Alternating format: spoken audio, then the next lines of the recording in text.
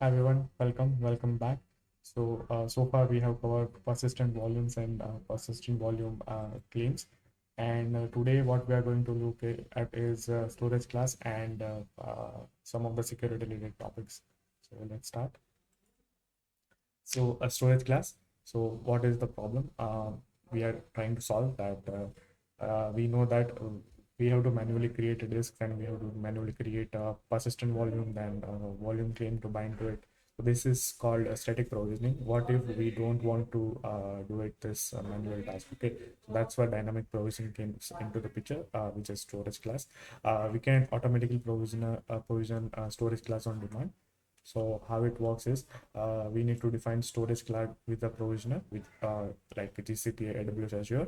Then we reference the storage class in PVC and the storage class with automatically provisioner disk, and we'll create a matching PV which will bind to PVC. Okay, so this is the storage class YAML definition. We have provisioner, we have parameters. Provisional is like defining the backend system to use. Uh, it may be AWS EBS, Elastic Block Storage, uh, or like Google. Then parameter we have like standard SSD replication. Okay, and we need to reference in PVC. So here we will reference it via this field storage class name. Okay. Then then you don't need to write a PV definition manually anymore. Storage class will define it for you. Okay, so that's about storage class. Then we will go to security and primitives. Okay. Okay. Yeah, so security. Uh, so when you are running your workloads in production or sandbox, like one of the most fundamental thing is to protect your workload from bad actors, right? So I generally follow five principles. Okay, when it comes to security, and I remember it because when I was watching the video, I learned some tricks to remember it. The five principles. Okay, so like uh, first is know your system. Second is principle of least privileges. Third is defense in depth. Fourth is protection is key, but detection is must. And fifth is know your enemy. Okay, so this is like first letter of every word, like K, P, D, P, K. Okay, so K is stand for know your system. P for principle of least privileges. Then D is for defense in depth. P again is for production is key, detection is must, and K again is for know your enemy. So that's how I remember. It's a cool trick. So these are the five principles I generally tell people about security. So yeah, that's about security principles. So yeah, um, uh, like when we are talking about security, we always talk about the layers, right? So like the principle of like defense in depth, right? We need to have defense in depth. Uh, so firstly, where your workloads are running, you need to disable your root login and password authentication. Only SSH key-based authentication is allowed. Securing the underlying machines. Like if your nodes are compromised, the whole cluster is compromised, right? So yeah, that's security at host level. Then we have Kubernetes APIs servers access. So we know that kubectl or API clients talk to it. Okay, so it's the first line of defense. If that is compromised, cluster is compromised, right? So uh, that's that's the first thing. Two key questions we need to ask is who can access the API server, which is authentication, and what can they do inside the once they are inside it. Okay, so authorization. So this controls who can access the cluster, like client certificate, uh, static token files, external auth, OID, so Open ID Connect, and service account for running the apps in cluster, right? So these are some of the authentication methods. So it is related to like who controls like these controls who can access it, and authorization methods controls what action a user or service can perform, right? RBAC, role-based access control, which is most widely used, and attribute-based access control. Then we have Kubernetes component like this. They talk to each other using TLS certificate, like TLS encryption. So I haven't gone through it. It's like admin related thing, right? So you need to generate a certificates, CA certificates. Then you have to sign it. Okay. You need to set up basically the cluster, right? So kubeadmin does for us. We just need to use services workloads, right, inside the Kubernetes. So yeah, that's third. Pods to pods communication. By default, any pod can talk to other pod in cluster, right? We saw earlier, right? So we need to use network policy to restrict the traffic between the pods. So yeah, this is the basic security related things you can do to secure your clusters. Then we have KubeConfig. So it is a configuration file which is used for connecting to clusters and getting information about the cluster, who can access it. It is like a file only, YAML file. Okay. So you can query the API server using this particular command. Okay. If I get this command, okay, and paste over here. We need to first get the API server, right? So what I will do is I will get the server. Okay, so this is the server, right? So I'm running the Munikube. So 92.168.49.2, and if you see over here, we are not talking we are talking to cluster on HTTPS instead of HTTP. Okay, so we need to pass the certificates, right? Because the cluster need to verify that this HTTPS traffic needs to be verified, right? So first we need to have certificate, right? So we will check with this command config view. Okay, this will give me the configuration view. Okay, which is this to our client certificate and key, and this is the certificate authority, the seal, right? So I need to pass this particular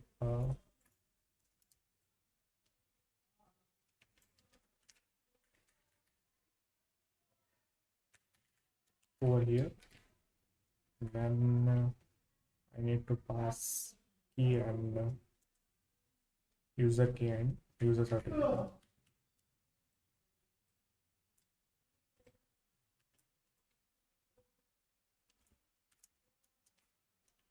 User key, then we have user certificate, right? CRT. Okay, and if we do curl now, okay, why it is not okay? It's on 843, 8443, right? Yes, now we are able to get the information of pods. You can do it version for us as well. Version, see, but version is not. If we don't pass over here the user certificate key, we can still able to, I guess, still able to, yes, right? And what if we remove the certificate? I think no certificate is necessary to version because it's an HTTP. Okay. So that's about manual authentication. We need to do it. If then we have kubectl pod, kubectl get pods. So if config file is not present, then like we need to have this type of flags passed over here. So generally we don't pass flags over here because it automatically kubectl automatically takes the default location, which is this. Okay, so we don't need to pass it over here. And yeah,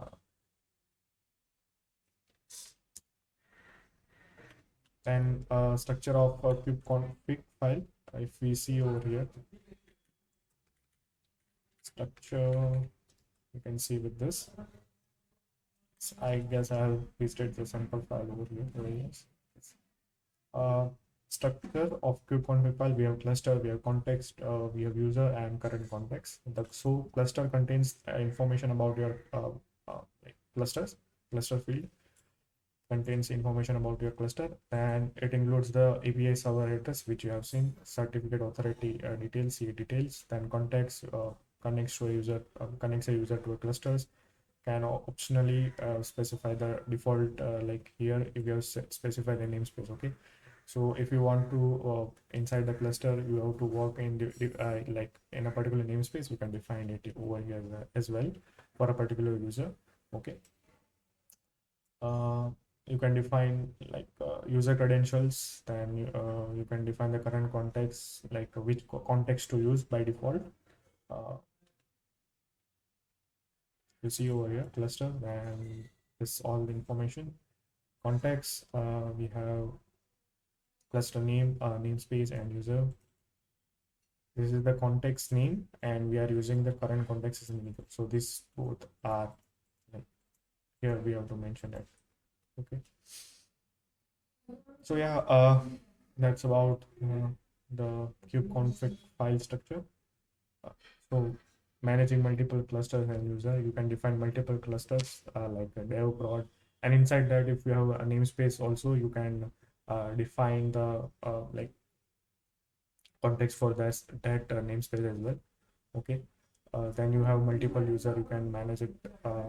You can create a context uh, to map a user to a cluster. Okay, so these are the like commands. If I do like set context, okay, let's do this campus set context, and we will pass like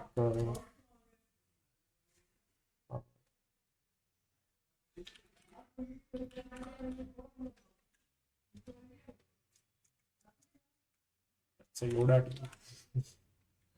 Yoda team. Okay, and if we do it, then we have Yoda team over here, context, and then we can also have like users over here. So set credential. Yes, this is the command which will add the new user. Oops.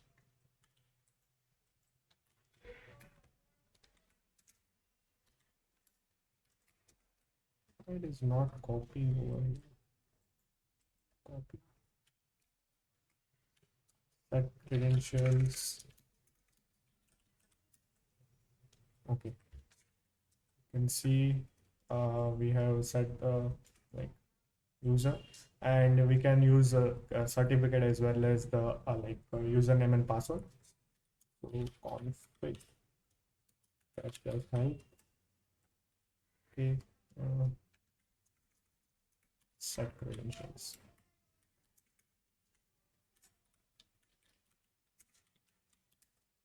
Yes.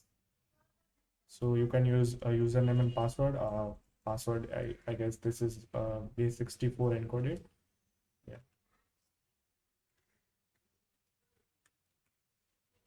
Then you can set the context over here. You can modify context.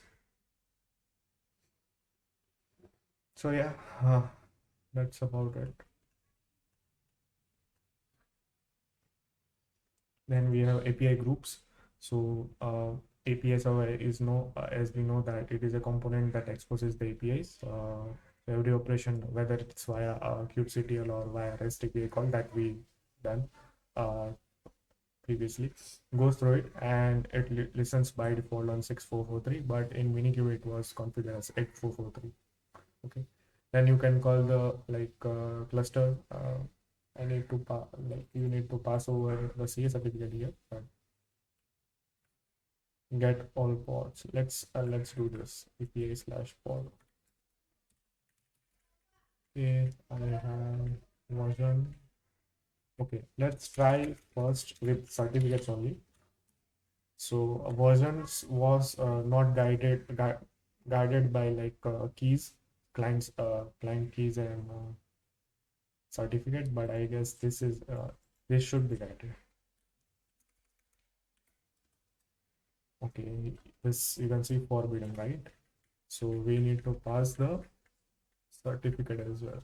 Okay, now if I do API/freedom/pods, so we are able to call it, and we can always use JQ with let's say that we can see. I guess the colors are not rendered. In JQ it is rendered. Okay. So Kubernetes API is split into the group. I will change this. We need to pass the certificate now. The Kubernetes API, it splits into a group. Two main groups are core and named. The core includes this, and this is the prefix. Name groups includes this URL prefix, and these are the API groups. And if you want to see, I guess this was the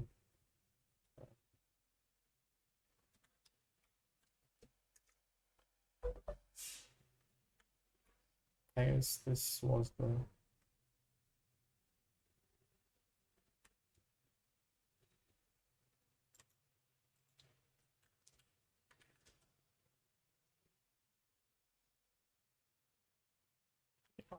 this is where you can see the whole API groups, and the workload APIs, the service APIs. Okay. So those are that a core group and name group. Then we have resources and mobs. So this is used to control the granular. It can give the granular control of what a user can do. We can set the authorization rule using these verbs.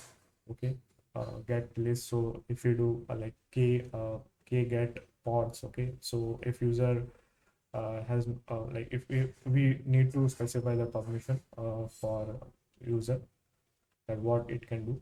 So here also you can view the API groups. So let's view the API groups. You just need to have this. Yes, these are the API groups, right? API badge and all. So yeah.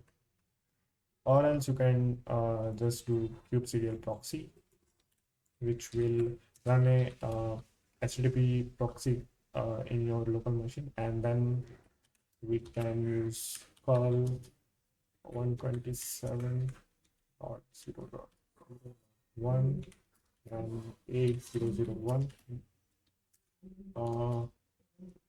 So yeah, so it will take the kubeconfig file automatically, so you don't have to specify the kubeconfig file. So yeah, that's about API group.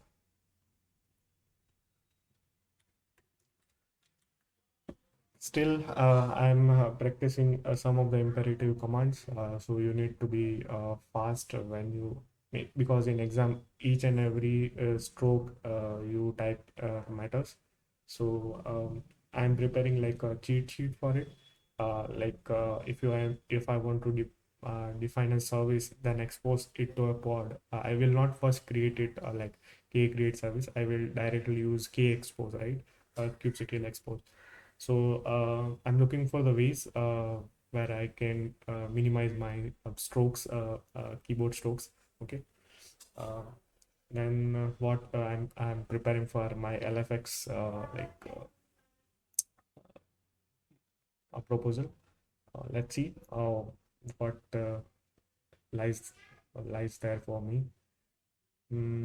Yeah, that's all. Hope you liked it and learned something. Bye everyone.